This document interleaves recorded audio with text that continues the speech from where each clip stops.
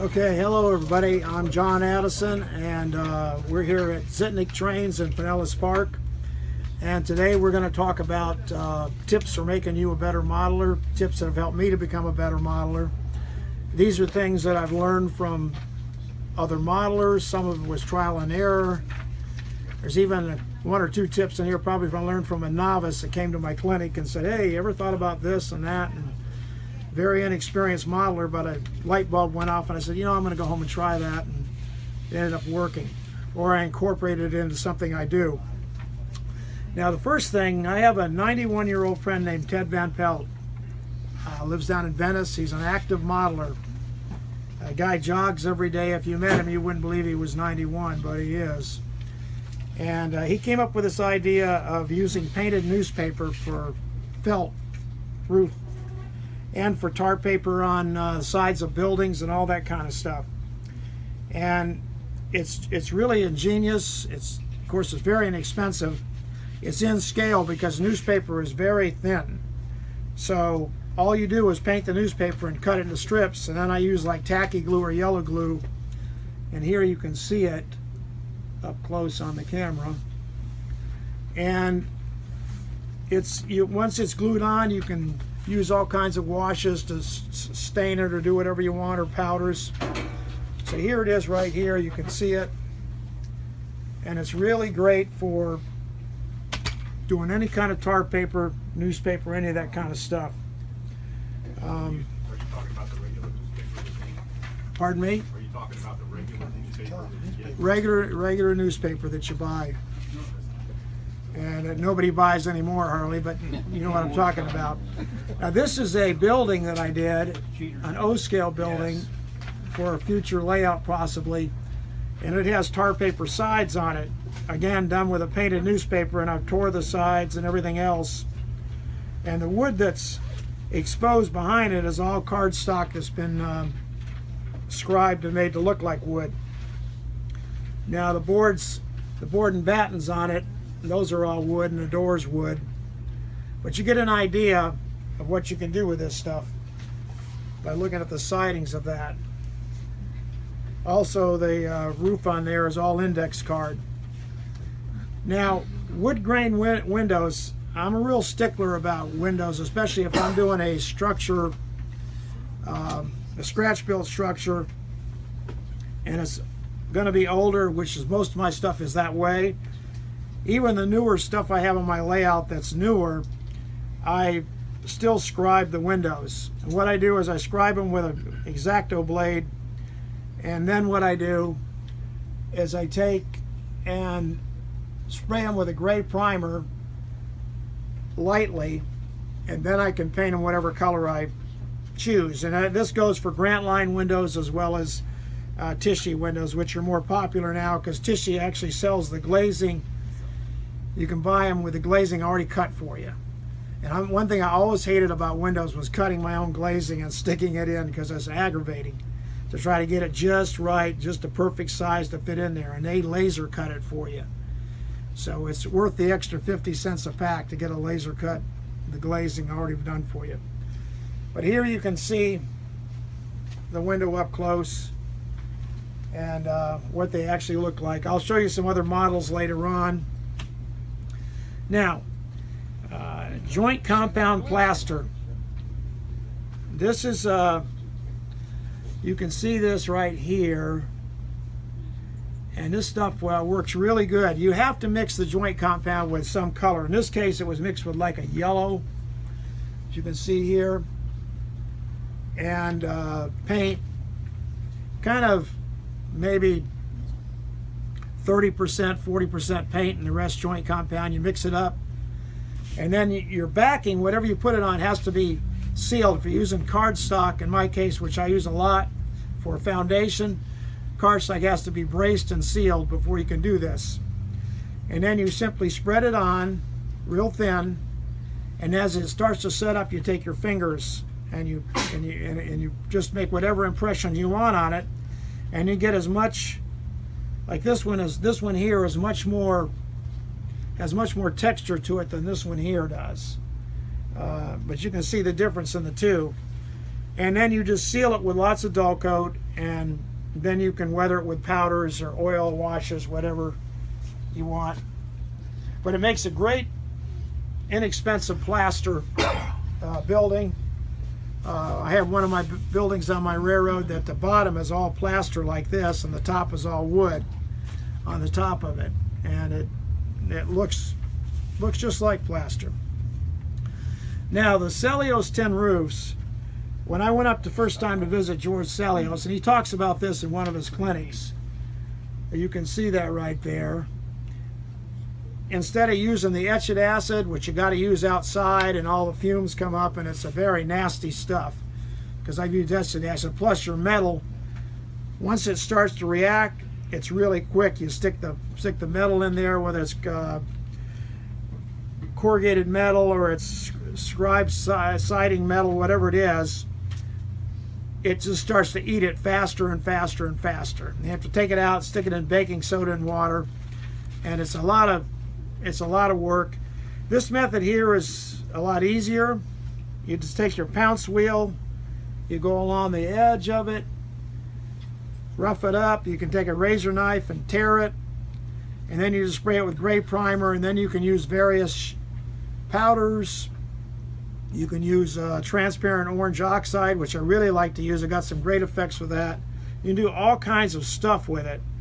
It's just much easier to use the metal that way than to try to etch it. And the etch it is hazardous to you too, so there's a whole bunch of downside to the etched acid. I used it for years, but I'm not recommending it anymore. Now boulder shingles, the first thing you see on a structure when you build it is the roof. When you go to somebody's layout, if it's a really nice layout, the first thing your eyes are going to go to the roof of the building before anything else. And my mentor was Dan Boulder, and he came up with an idea of how to color shingles. And you can see they come out really, really nice. I used to use alcohol-based washes, and there are some nice ones that come out on the market now. Best Trains, B-E-S-T Trains, has some tremendous alcohol washes. They have about probably 10 different varieties of them, and they are really, really great colors. He has a whole slew of different colors. What I've started to do is use artist oil washes. I'll glue the shingles on, and then I'll come in with like a Payne's Gray artist oil wash and wash the whole building down. And then while it's wet, using mineral spirits, odorless mineral spirits, I will take and streak downward. If you look at this roof subtly, you can see the streaking going downward, stuff like that. And it's very subtle, but you can see it. And then when it's all dry, you take a bristle filbert brush and you dry brush with white or an off-white, real light color, brushing upward so you hit the edges of the shingles. You want to hit the edges of them. And that's how you get the highlights on the edges, and that makes the roof really jump and really pop. The cap on that roof, by the way, is just a piece of index card that's been painted rust color and cut to fit. That's all that cap on that roof is. Blacken it. For those of you that have white metal parts, I recommend you get some blacken it, or you can wash them in soapy water and let them dry, and then you can spray them with a light gray primer. But I like blacken it because you just dip them in there, pull them out, set them on a paper towel, let it dry, then you just put them in some water, soapy water, whatever, rinse them off, and they're good to go. And then they're ready to paint. You don't lose any detail. Like there's some little barrels and stuff in here, and it's hard to see in the bag, but you just don't lose any detail, and they're just so easy to paint that way. The paint sticks to them real well. If you try to paint a white metal casting without some kind of primer on it, and the blacken it actually acts as a primer, you're going to be sorry, because the paint's just not going to stick to it. And here is a group of castings that have been blackened. It's really good stuff. 7 now is Tacky glue, and I'm sure all of you should be familiar with that product by now. Tacky glue, to me, is the greatest glue on the market as far as getting things done. It'll stick metal to wood, metal to plastic. It's just a really great stuff. It's strong, it's water resistant. I can't say enough good things about it. A modeler a long time ago turned me on to it and said, oh, let's use Tacky glue, because I was trying to use white glue, which I don't recommend for anything but putting scenery down. Other than that, I don't recommend white glue for anything else. But Tacky glue, and there are some good forms of yellow glue, Type Bond 2, Type Bond 3, those are good glues for, I think Gorilla Glue makes a good one too, but Tacky glue is just, they make a whole bunch of different varieties. They make a quick tack, they make regular Tacky glue, they make different ones. And all my structures on my railroad, once I discovered all in the inside of them, especially if they don't have an interior, but even if they do, I'll hide the Tacky glue by scraping off the excess with a razor knife, but everything's got Tacky glue in the corners and everything, and nothing's come apart. All these years, I got buildings on my railroad that are, well, since 1996. So they're going on 26 years old and they're still together. So it's a great, great product. Now fences. This is a good example right here of fences. It starts out like this, and then you use a razor knife and you beat it up pretty good, and then it gradually just changes down here and works its way down till you get the final result.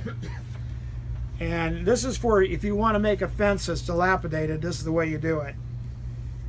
You start out and start scribing it, cut some holes in it, then you prime it with gray primer, and then you add your washes and your paint colors all the way down until you get what you're looking for. And this is a good example. This is an HO scale fence. I don't know if they make like O scale plastic fences now. They probably do of some nature or another, but for HO scale, everybody will think the fence is wood when you're done, and it's just you know, just a plastic fence. And I learned that trick from George Cellulose. Watched one of his videos and he was showing how he did that, and I thought, you know, that's a really, really cool idea. Now, I know people don't use flow quill much anymore, but I had people in my household that were allergic to the smell of flow quill. So early on in my modeling career, I had to veer off from flow quill because it's a lacquer-based paint. So I started messing around with acrylics because I said, you know, there's got to be, and what I discovered is flow quill is made with the basic earth colors pretty much. If you're going to make rust, it's just basically burnt sienna and raw sienna. Roof brown is raw sienna and just plain old burnt umber. Caboose red is like red and burnt umber. And the various shades of gray, like grimy black. Grimy black is just a combination, and all these other blacks that flow quill came out with are just a combination of just a white and a black, depending on how much black you add and how dark the gray is. But I discovered all that. They did all the different color shades, and that's all it is to it, you know. I even discovered driftwood, although I don't use driftwood anymore, that color, but everybody was crazy about driftwood. When flow quill went out of business, everybody was running around trying to get all the driftwood stains they could and buying up all the flow quill stuff. And for me, since I didn't really, you know, I didn't really use it anymore, it didn't matter to me. But there's so many great ways to stain the base of your wood. The thing is, when you're working on wood, well, I'll talk about it here in a second. Rope coils. If you ever wondered how people get the rope coils to lay down flat and all that, this is how it's done. You basically take double-sided tape and you tape your rope down to the tape, and then you take like matte medium and you kind of paint it a little bit on here, and then you stain the rope and all that kind of stuff, and basically are painted whatever. This is cable up here, this is rope. One's a steel like cable and one's rope, but that's how it's a nice little cheap detail to add.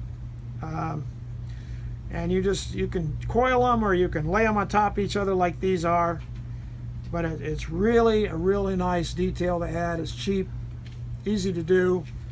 You can make a bunch of them at once. You can lay them around your structure. If you have a dock, you can lay them on your dock, because there's always rope lying around on a dock or a marine environment. And it's a really nice, cheap, easy thing to do. Now, Cellulose track is another thing I picked up from George Cellulose. This is a good example of how he does his track. And I get the compliment all the time when people come to see my railroad, which you may not be able to see for a while because I have to break it down. The center is unfortunately closing. But people all say, "Oh, you did such a great job hand laying your track." And I say, "Oh, thanks, I appreciate that." And then I tell them most of it is not hand laid. Most of it is just flex track. And you basically I take a rail nipper and trim off the edges of the ties so they're uneven. I don't do all of them. I do here, just randomly do them. And then you spray it with some kind of primer or roof brown or some kind of camouflage. Makes some good colors in those cans. They make like a medium brown if you can find it. It's a great color for spraying track. You cover the top of the track, by the way, with Vaseline before you spray it. And you have to be careful around your switches. You really have to be careful around all that kind of stuff, because you don't want to be getting paint on the points where you're trying to get it off later on. You want to make sure all that stuff is nice and clean. But basically that's what you do, and then you come back and you can stain the individual ties different colors. I did that on mine. This one here, I kind of just stained a little bit of different ties, the tie colors, and then I dry brushed the track with white. And the dry brushing, I ran with a bristle filbert brush, a number 4 or something, long bristle you want. It really highlights, you see the track really pops. You can probably see the track even back there, but you really will see how the track pops at you. And it looks really, really good. Again, it's just adding more realism to your railroad, especially again when people, besides the roofs, the first thing they look at is your track. So when they come to see your railroad, so it can be ballast nice and everything else, but if the track doesn't look real, it's still going to jump out like a sore thumb. So you want to make sure you paint it and you weather it. If you want to cut off the edge of the ties to make it more uneven, you can do that. I have a narrow gauge railroad, so that's kind of a common thing, having uneven ties. Now, aspen trees. I didn't bring any with me, but it's pretty simple. You need super tree material. They tell you how to straighten it out. The store has it in here, I'm sure. Sidings has it. If they don't, they can get it for you. And you basically take the super tree after you've straightened it out, and I spray them with white. Doesn't matter if it's gloss or not. And then I sprinkle N-scale cinders on it while it's wet. And then some more hairspray and some more cinders. And depending on how many cinders you put on it will be how much bark is flaking. But it actually does look like the bark flakes like on a birch tree or an aspen. And then when you're done, you just spray it with hairspray, and depending on whether you're doing a fall or a summer tree, will be the color you use, whether you're using fall, what they call aspen yellow, or they're using the lighter green that they have for aspens. You can also use Scenic Express has a whole bunch of different flocking material. I highly recommend them. Woodland Scenics has some colors too. And then there's Scenic Express makes a super leaf material now, which is really, really nice. It's a paper leaf that's made to look like real leaves. So when you put it down, it really looks like I said, it really looks like leaves. So, but anyway, those are a couple ideas for you. They're real easy to do, and nothing to it. Okay, let's see where we're at here. Rusty sign of 13. Okay. people ask me about my signs all the time, and it's real simple. I'll either glue them on a piece of card. This is like an index card, and if I want it to be thin, sometimes I'll just use a sign just like it is. But again, you can see them here close to the camera. These have had started some phase of weathering on some of them. One of the things I like to use a foam applicator and go around the edges of the sign. You dip the foam in like black, get all the black paint, all of it off pretty much, and then you go around the edges of the sign. Then these are some more that have been more extremely done. Black, and then raw sienna, and then burnt sienna, sometimes some orange. You can see the various ones, and then you streak on various washes or powders. The important thing with paper is, remember, silverfish love this stuff. If you live in Florida, you've got to deal with that. So what I do is all my signs get painted now. I've learned the hard way on my railroad, because it's hard to kill all the silverfish. So what I do is I paint them all with odorless mineral spirits, and that way they won't touch it. So you have to, that's my defense against it all. I had a brand new billboard one time, beautiful billboard, all lit up. A guy lit it for me. I stuck it on the railroad. The next week I came back, there was just a little, looked like a snake went through it. So I painted the billboard, and then I had to go in there and just try the best I could to touch up, but it never is the same, because you can't match all that graphic that's on that billboard. But that was a lesson I learned. After that, everything, I went back and started painting everything, all the posters and the billboards and everything else on my railroad, everywhere there was a sign. And signs are very important, by the way, because they add so much interest to your building or your scene. They really do. So it's very, very important. Here's a couple of varieties of different signs that you can see. I'll pass these around. John, do you do the mineral spirits after they're all stained, or before? You can do it either way. And then one time I thought you talked about, do you do dull coat over them as well? Well, you don't have to use mineral spirits. You can spray them with dull coat, or you can paint them with liquid dull coat or whatever. You don't have, or any kind of Krylon makes a great flat fixative. Big can stuff is super thin, and if you buy that, if you can find it, it's a regular matte finish. Make sure it's matte. You spray that on all your signs, and that's another reason they won't touch them. So that's probably, the flat fixative is probably the best way to go if you can find it in a big can.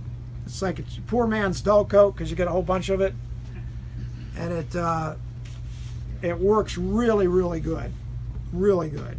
So where are we at here? Okay, extreme weathered wood. This shows you the various phases. Right here is the beginning, and then you work your way down as different phases as it goes. You can see I've lifted a bunch of boards with a razor knife. I put a bunch of nail holes in with a pounce wheel. But you get the idea. And then here's a stain right here of just regular, I think that was done with Payne's Gray Artist Oil Wash. And then over here you probably start painting, depending on how much you do. Here's another example of how you do it. But I like to build things that are really old, and a lot of my buildings look like you really wouldn't want to go into them, you know what I mean? And I have people living in them, and on my railroad and all the other stuff, but there's just, everything is like, it's not the kind of place that you go, wow, that place needs to be torn down. And I have a lot of stuff in my railroad that's dilapidated, looks like it needs to be torn down, but they're businesses, and people are, and you've seen that before. You've been all of us have been to these small towns where you go in and there's, a gas station or something, and and it's just really and that thing has been there for 100 years or more. and then people are still operating on it. People are having breakfast in the morning, and people are crowded. I've been to these places where they're just packed in there, eating breakfast, and the building is just on the outside and even in the inside is not in the greatest of shape. But that's it's more interesting to me. A lot of people want to build, and it's your railroad. So if you want to build it, where it's more everything is a boom town, or it's kind of just, everything is much not that dilapidated, that's up to you. It's your choice. Doesn't really matter. For me, it floats my boat to make everything, score the wood and lift boards and all that. It just, for me, it's a lot better and more interesting for me anyway. Anyway, I talk about here about washing on, and I also talked about washing the dark paint pigments in with the odorless mineral spirits into the wood, because that's the advantage of artist oil washes, and that will find every capillary, every place you scrubbed wood grain, it will be exposed with the artist oil washes and pigments, because it'll wash that all into those cracks and crevices. And what it won't do is it won't cause them to shrink up and close, where alcohol-based washes can cause you to lose detail. I've had to go back before, I can't tell you how many countless times, go back after using alcohol-based stain and go back and have to put in all the nail holes, put in all the wood grain again. You're just going back and scraping. I just did this, I got to do it all again. Yes. Can I ask a question? How do you do the nail holes? Are you using a pin? You buy a set of Micro Mart. There's pounce wheels, and you just roll them. They have different sizes, and I use different sizes for depending on its O scale or its S scale or HO, because I work on those three scales. So depending on what size the structure is going to be and how big the pounce wheel is. But yeah, they work really good they also work good for putting rivets in and cardstock. You're making a water tank, you roll it, you make your lines on your panels, and then you roll it on one side, and then the side that's pushed out, that's the side that goes on the outside of your tank. And it makes a nice rivet base deal. So now, making billboards, again, this is a nice detail to add, and this will give you a good example. Some of the wood's been knocked off of here, so you have to just bear with that. But this shows you how you glue the sign on a piece of cardstock, and then you frame it up with the wood, and then you build a base for it like this right here, using double-sided tape to hold it down, and then you finally finish the sign off. I like to paint the trim, the frame, and everything else. I like to pull a color out of the sign. So if it's got red, but not a lot of red, I'll put a red trim on it. Like this old John Deere sign, I pulled the green out of the tractor there and made the whole frame green. But that's what I like to do with that, because it really works good. And these are simple jigs and stuff that you use just a double-sided tape and scribe some lines and a pen. Like I said, some of the wood's been knocked off there. I don't know what happened to it, but over the years that happens sometimes. But anyway, it's a nice little detail to add. Now, mixing scales. The late friend of mine, he came up with this, and it's really kind of genius, because when you're using castings, to add more variety and more interest to the scene, this set right here, what it has is an O scale casting up here. The shelving is O scale. The drum and the barrels are S scale, and then these little drums are HO. So I've combined 3 different scales into this one scene, and it really works, because not all barrels were big, not all drums were big, and so it really works for things like it'll work in you know, you can take N scale stuff and put it with HO. You can make HO stuff with S scale, and of course O scale. You can add multiple scales with it, but it adds a variety of interest to your scene. It makes the scene more realistic, and you're not, you know, it doesn't look like everybody else's because you bought the same shelf as whatever. So it it adds a lot of different interest to it. So you can kind of see that these are all hydrocal, I think, castings, by the way. So everything on there is out of hydrocal. I made latex molds, and I actually cast it that way. Now, multi-sign billboards. This is what they did back in the day a lot. They would have a billboard, and they would have different companies, and they'd buy the space, like at a gas station or wherever, or along the road somewhere, and they would have multiple advertisements on one billboard. Today we have the billboards that just change in front of you, and you see one thing, and then it comes on, you're sitting there at the light, and it changes to something else, and then it changes to something else. But in those days, of course, they didn't have that technology, so what they did was they made, and most people don't model this, but of course I do, because it's I find it really interesting. This is one that's really, this guy here has really seen its better days. This sign is really rusted and just in a bad way, bad shape.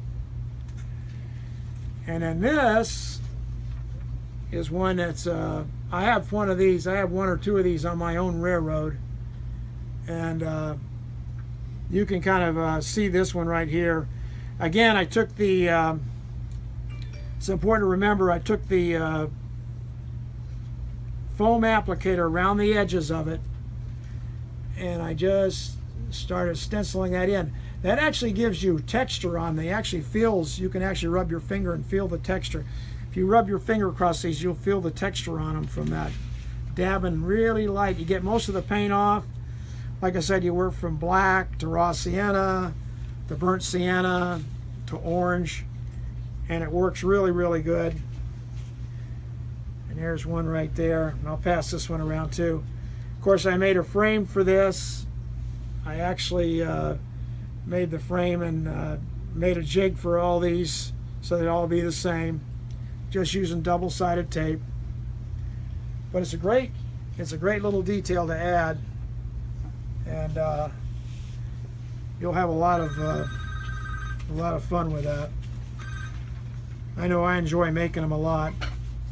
Now, Easy Line is simply it's a product that they make different colors of it. They make a rust, a green, a white, and a black, I think. But it's great for your telephone lines. If you're going to run telephone lines, you know, and have telegraph or whatever on your railroad, you need to have something that's going to flex back into place. So you hit it with your arm, because you will hit it with your arm. And if it's thread, well, you're going to have multiple problems with that. So Easy Line is a great product. You just attach it with, you can actually wrap it around the insulators and put a dab of tacky glue on it and move to the next post. Once your telephone poles are glued in, and it's a good product, and you'll enjoy using it, especially when you hit it and it flexes back and you didn't break it or whatever, because that's the big value of the whole thing. Now, Knott Waterfalls, Jeff Knott was a extraordinary modeler from Australia, and he was fascinated by American railroads, like many Aussies are. A lot of Aussies, a lot of Europeans, a lot of people, Japanese even, they do, a lot of them model American railroads. And there's a couple reasons for that. The biggest reason is we had such a great variety of railroads. It's because once the railroad took off and we started building railroads, we were using railroads that was the main way of moving everything around. It even is today, but many people don't realize that. But if you didn't have the railroads, you wouldn't be able to drive down the road, because the trucks would fill the road up. But the thing is, he came up with an idea. He built a large HO scale. He also built a couple of wonderful ON30s. By the way, a couple of the ON30 Muskrat Ramble is going to be in Bushnell. They actually moved that railroad up to Bushnell. They have a place up there. I'm not sure the name of it yet, but that was sold to people up there, and they bought that one. They also bought another railroad up there, so they won't be out of the state. The Sundance, the 1/20th scale, is going to be completely out of the state. That's going to California. It's been sold. So anyway, Jeff came up with this really easy idea of doing waterfalls using simple pillow filler. And you basically paint your rock faces, and with the gloss medium, or you can use Mod Podge, makes a super brilliant luster, and you paint it. And then what you do, and here's a good example of it, what you do is press the polyfiber into the wet gloss coat that's underneath there on the rock face, and then you simply add more of your Mod Podge or your gloss medium, and you paint it on there, and then you let it sit. The trick doing these waterfalls is not to use too much polyfiber. Polyfiber is just a pillow filler. They can sell at Joann's, or they used to sell it at Walmart. I don't know if they still do. The water here that is magic water, which they sell here at the store, and as you can see, it really comes out really nice. The surface has been looked like moving, and that's the crystal clear caulk that goes on before you seal everything. But the rock face waterfalls is what I brought this in to show you. It's really easy to do, and you can create all kinds of stuff with that right there. You really can. And Jeff was a genius modeler. He really was. He was. I got to meet him once at a narrow gauge up in North Carolina convention, and very soft-spoken guy, nice guy. But those wonderful Australian railroads, he was the driving force behind the best ones. He just was. And they traveled with him. The two of them ended up in the States. One's at a museum out in Sacramento, and like I said, the other one is going to be in Bushnell, set up there, some kind of museum thing they've got going on up there. Not sure what it is. Concrete roads. There's a couple ways to do concrete roads, and I'm going to talk about both those ways. The first one is simply to use joint compound. You scribe your lines, you put cracks in it, and then you seal it, and then you can weather it with powders or whatever you want to do. And this is a good example of one right there. And then the second way, I'll pass that around, you can see that. Second way is use vinyl floor tile. Okay? You buy this in squares, and I like to get a color something like this, and then I simply sand it, and then I spray it with a gray primer, and then I scribe lines. You can make sidewalks with it. You can do really nice stuff with it. It works really well. I built seawalls out of this stuff and all kinds of stuff, not just roads. You could even have a concrete base for one of your buildings. You could do that with it. It's really good. And the late Richard Ranger came up with that idea. He had a big city on a module, and he was trying to, lots of skyscrapers. He was trying to have a way to do roads easily, and he discovered the ceiling tile. And it's not a lot of work to finish it off and make it like that, and you just, you'll be real happy you did when it's done. It comes out really good. It's hard to mess it up. Let's see. What do you seal everything with? Dull coat? I spray it with a gray primer. You could spray it with dull coat if you wanted to. but you're still gonna have to go back and paint it like a concrete color or whatever, you know.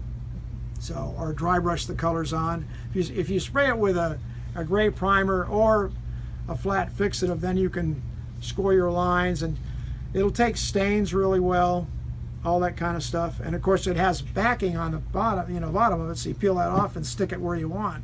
Just make sure you stick it where it's going to be, because it's not going to be, once you press it down, it's not going to come up very easy. So it's you got to be careful about that. The Ranger scenery method is another thing that Richard came up. That scenery on that waterfall, that's a sawdust scenery method on that. And just take fine powdered sawdust, and you get it moist, and then you add a ton of white glue to it. Becomes like a wet putty. And then your rock castings are all glued onto your foam, and then you just put that between it as you're spraying it with wet water to kind of form it between your rocks where they look like they're jutting up out of the scenery. And then you just start adding various shades of dirt. I start with a Florida base gray on all my scenery, and then I go to the lighter colors, the more powerful colors like tans and sands and yellows, sometimes reds, but those are more subtle and not used in moderation. You keep spraying with wet water, then you add your flocking, your fine rock material, and when you maybe little sticks and logs, all that kind of stuff. And then when you get it like you want, then you lock it all down with 50-50 glue and water. Now the beauty about this scenery method too, is that if you say you've got a area right here and you say, man, I want to build a structure, and you build the structure on your workbench, you want to put it right there. All you do is get that wet, good and wet, and you can dig that scenery out. Can't do that with plaster. Plaster you got to bust out of the way. You can get it down to the very basic foam that's bottom, or the plywood, whatever you have, flat, and then you can put your building in there, fit it in like you want, and then finish the scenery off, which you tore out, again with the sawdust. In that method, it'll look like it's been there the whole time. Nobody ever did. I did that on my railroad, a couple different places. Big structure I wanted to go in, and I just got the sawdust. I had a ridge. I got the sawdust all wet, took the ridge out, put the building in, finished off both ends, and if you saw it, you'd never know that's what happened. You'd think that flat area was there the whole time, but it wasn't. It was, for years, it was a ridge. But that's what you can do with it, and it's really, really great. And like I said, you can form land contours real easy with the sawdust with your fingers and stuff, and you can form it because it's going to stick. It's got all that glue in it, and it's going to stick to everything really good. So you can form it all around your castings and everything else, and then you can just, you know, do your thing after that. It's great stuff, and it takes a while to dry. That's the only drawback to it. But again, in Florida, this kind of heat, this time right now, probably dry in a few days now. Unless it's raining a lot, then it's going to take longer to dry. So, casting your own details. Again, these are plaster castings, and it gets expensive if you have a large layout. Like I belong to the Suncoast Model Railroad Club. If you're going to use castings on it, the old layout I used a lot of plaster castings, and this new one needs a lot of those on it too. But you can see these right there. Good example of them, and they come out really, really nice. And here's a couple different varieties of them and stuff.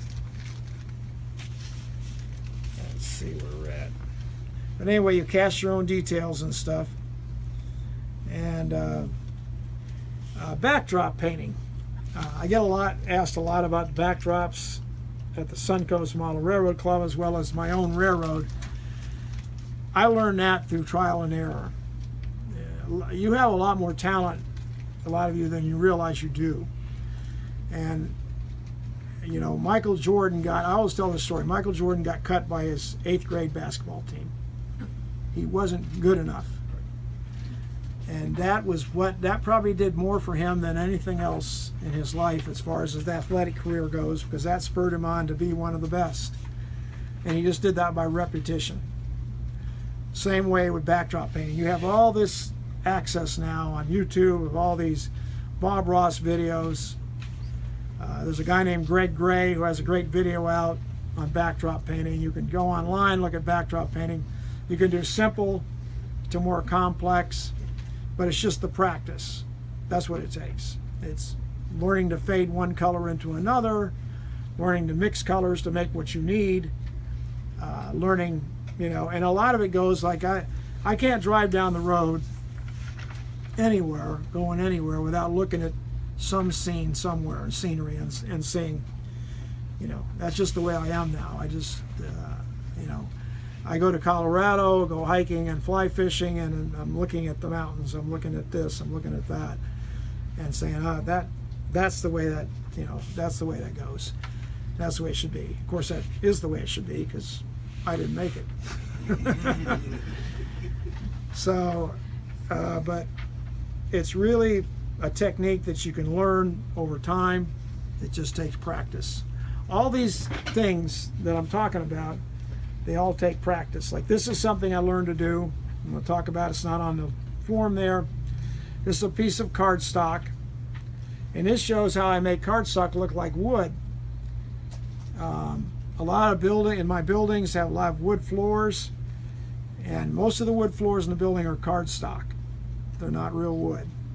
But you're not going to be able to tell that. You're going to look in there and go, wow, And I scribe the wood, I paint it, and I always stain it with a odorless mineral spirit to get with powders and whatever, to get all the capillaries, the wood grain showing. Of course, that also keeps the bugs from ever eating it, because they won't touch it. And this is a good example of clapboard siding, of using that method to get wood. Now here is another thing. Troels Kirk is a Danish artist, and he came up with this idea of using pastel paper for siding, and I have a couple of good examples of that. Here's the first one. I did a workshop up in New England, and this is the building right here, designed by Frank Palmer, and I had them all building this little building, HO scale building, out of pastel paper. And you just simply buy the pastel paper. I like to use black, and then you take a bristle filbert brush and you arbitrarily put the paint on, and what it does is you're kind of letting some of the black show through, you're having multiple colors, and then you just cut it into real thin. In this case, it's really thin strips, as you can see. And then you start at the bottom and work your way up. Cover all the window openings, everything, door openings. Then when you're done, go on the back side, turn it over, and cut all the window openings back open. And then you can put your door in it, your windows in it, and all that kind of stuff. Here's a bigger example of it. You can see it better on this. This is, again, a building that may end up on a future railroad. I don't know yet. But this is the Palmer. And this is all pastel paper. Okay. And of course the roof is the tar paper I talked about. And you have a multi-billboard sign right here, as you can see, with fish and stuff on it. Again, this is all pastel paper, and of course it's all been sealed to protect it from silverfish eating at it and stuff like that. But Troels Kirk, he did his whole railroad over in Sweden. He married a Swedish girl, so he lives in Sweden. He doesn't live where the Danes usually live. So, but he's a tremendous artist, and he built a railroad, main 2-footer in O scale, and almost all of his buildings are out of pastel paper, and they look tremendous. He's really he's got a great design. He really designed some really interesting structures. And pretty much most everything he has is scratch built. Is this applied to cardstock? What's that? The pastel paper is to put on cardstock? Yeah, it's What's on the backing, cardstock. so? Yep, it is. Yeah, cardstock's the base. Here again are some examples of jigs, simple jigs that you can see that I use to build various things. There's an S-scale fence, all out of wood. You can see these simple jigs that you use. And here's an example of, this is the crystal clear caulking. After you get the color you want, these rocks are all out of gray foam. I love making gray foam rocks. You just simply kind of carve the rock out a little bit, and then what you do is you take and paint it black, and then you dry brush your colors on. The boat is out of cardstock again, and it was designed by Frank Palmer up at the center. He designed this boat. This scene right here, I did another clinic, a workshop, and I had like 15 guys building this scene. They had like 3 hours to do it. So it was I actually had one or two guys that actually got it pretty well done in 3 hours, which is not easy to do, but they did. But I had a couple wood burners there, and we were using the wood burner. All this is done with a wood burner. Another thing, a wood burner is a great tool to add detail to wood, of course. As you can see in this, it's a good example of that kind of thing. Now here is the original boat that Frank drew, again out of cardstock, and this is the original boat that he did, and he designed. He has a lot of experience in boats and stuff. He was a first mate for years on one that used to sail to Bahamas, take people out on these big time fishing expeditions, and he designed this for me, and I had a bunch of guys in another workshop build this, and they got to take a boat, and he designed this boat where it could be S scale or HO. Most guys were building it in HO scale, but he designed it just by changes the size of the door to get into it. That was basically it. So, and that's a good example of detailing.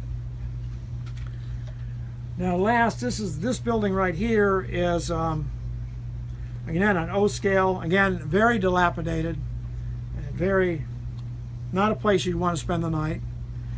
And this is a good example of using a lot of the stuff I talk about, the boulder shingles, the distressed wood, the shutters, the Kleenex for the curtains coming out, the index card for the shades,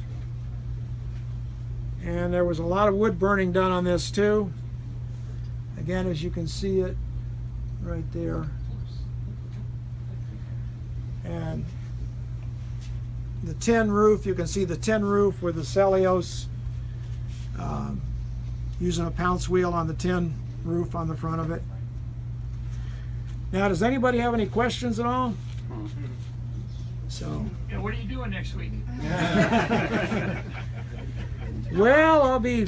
How long does it take you to put together a building? Are you doing it in stages, or are you? Well, it depends on the size of the structure, and it also depends on how motivated I am. You know, if I'm really motivated, it goes a lot quicker than if a lot of times I'm working on a couple structures at once, and that there's a couple reasons for that. The biggest reason is if I get really frustrated and get to a point where I go ready to put my fists through the building, then I can just say, I just grab the other one and put that on the shelf. So work on the other one while I'm thinking of the one on the shelf that I wanted to destroy, and then you say, all right, I know what I need to do. It'll come to you what you need to do to keep going.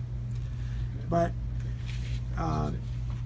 It just depends. It can be 100 hours for a structure, or it can be 20, you know, or 10. It just depends on how complicated it is, really.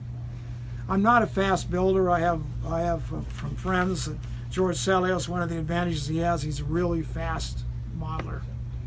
I don't know how he does it, because his stuff is really, really good. But I can't do that. I'm pretty slow. So, you know, doesn't go fast. Anyway, I thank you guys for coming, and I hope this will help you. If you apply these things, I know it will. These tips they've helped me through my modeling. It's going to help me in the future because I'm going to be using them. And so, guys, thanks a lot for coming to Zitnik Trains, and enjoy your Saturday. Thank you. Thank you.